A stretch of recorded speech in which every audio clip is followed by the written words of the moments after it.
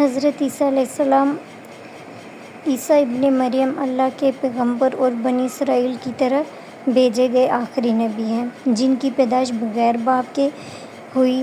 Kuwari be be مریم سے ان کی پیدائش ہوئی۔ انہیں انجیل عطا کی گئی۔ وہ مردوں کو زندہ کرنے اور بیماریوں کے علاج جیسے معجزات دکھاتے تھے، اور اسلامی عقیدے کے مطابق انہیں سولی نہیں دی گئی، یعنی اللہ تعالیٰ نے ان کو آسمان پر زندہ اٹھا لیا تھا۔ اللہ کے حکم سے حضرت مریم کے ہاں بغیر باپ کے پیدا ہوئے، جو اللہ کی قدرت کی نشانی ہے۔ اللہ تعالیٰ نے انہیں انجیل عطا کی اور تورات کی تصدیق کرنے والا بنا کر بھیجا۔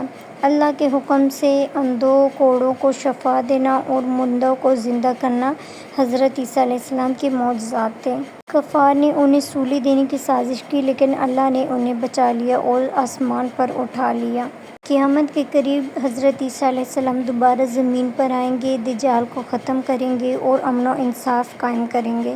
قرآن پاک انہیں اللہ کا بندہ اور رسول کہتا ہے، عیسائی عقیدے کے برعکس کہ وہ خدا کے بیٹے ہیں، جس کی قرآن نفی کرتا ہے، اور حضرت عیسیٰ علیہ السلام کو اللہ کا بیٹا تصور کرنا یہ ایک شرک ہے۔